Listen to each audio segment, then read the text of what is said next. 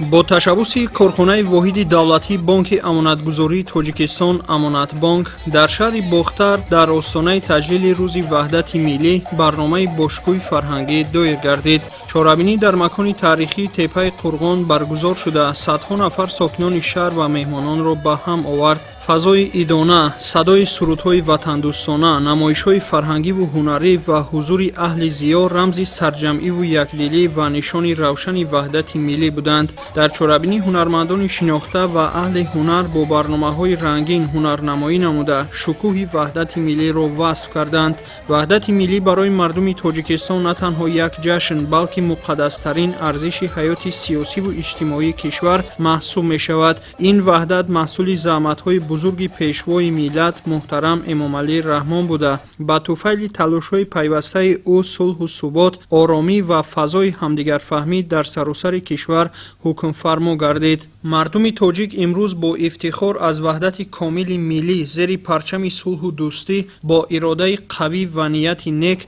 برای رشد و پیشرفت تاجیکستان عزیز قدم می‌گذارند. کشور تازه استقلال ما امروز به یک کشور آرام، آزاد و امن تبدیل یافته است که در آن تامین حقوق و آزادی‌های مردم، رشد ساحه‌های معارف و تندرستی، اقتصاد و اجتماعیات و فرهنگ و مدنیت در مد اول قرار دارند.